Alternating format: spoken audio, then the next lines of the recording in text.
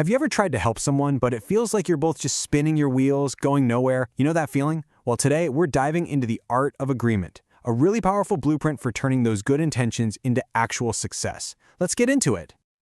I mean, your heart is in the right place. You really want to help, and they might even want the help. But for some reason, you're just not connecting. It's like you're speaking two completely different languages. And all that leads to is frustration, wasted energy, and pretty much zero progress.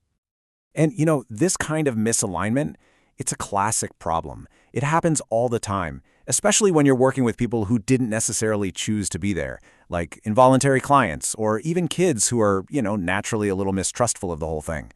To them, any plan just feels like another bunch of rules being pushed on them. And when you don't have that shared map, what you get is, well, it's chaos. Expectations are a total mess. You might be working your tail off for one goal while they're focused on something completely different. All that effort gets wasted, trust starts to disappear, and progress? Yeah, it just grinds to a halt. It's an absolute recipe for burnout. So what's the fix? It's something called a contract or a service agreement. And hold on, before you tune out thinking this is some stuffy, intimidating legal document, it's not. Just think of it as a powerful, collaborative tool for building a real partnership. At its heart, a service agreement is exactly what it sounds like, an agreement. But the magic word here, the one you really got to remember, is collaborative. It's something you build together. It clearly lays out what you're trying to do, who's responsible for what, and exactly how you plan to get there. And this slide, it just nails the difference, doesn't it?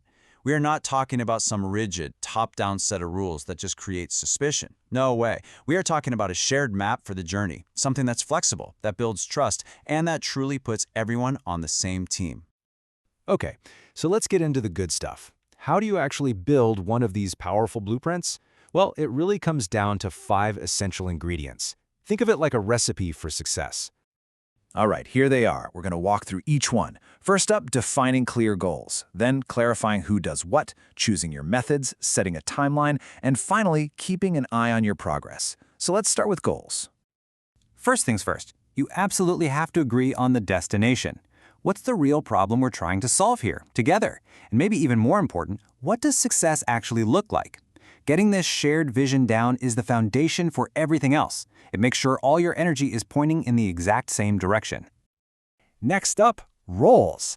And listen, this is not just about what the helper is going to do. Nope. This is a two-way street. What's the client's part in all this? What's your part? When you define these responsibilities, you get rid of confusion and you create this amazing sense of mutual commitment. Everybody knows what's expected of them.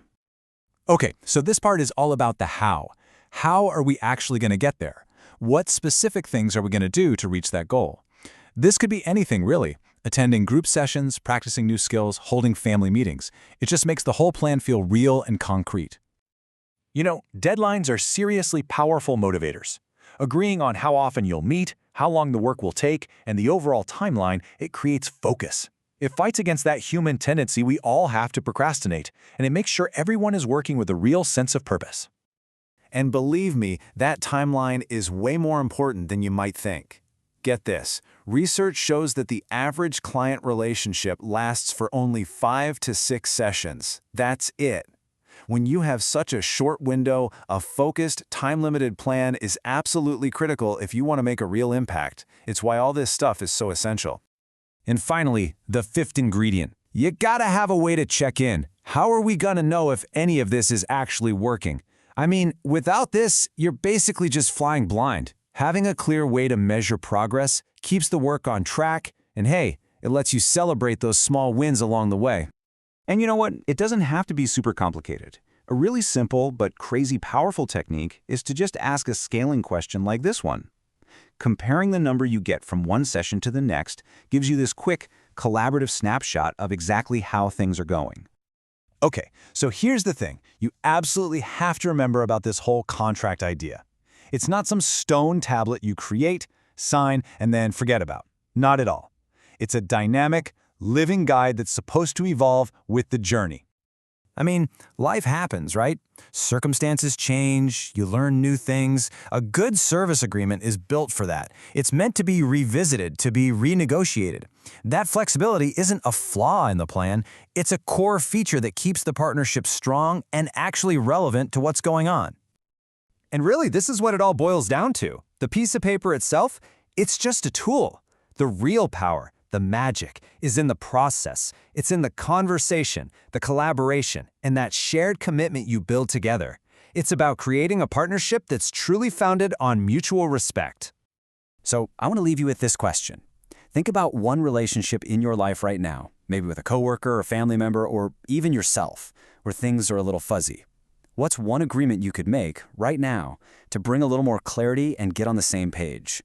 Because this art of agreement, it's not just for big formal projects, it's a tool you can use to transform your everyday life.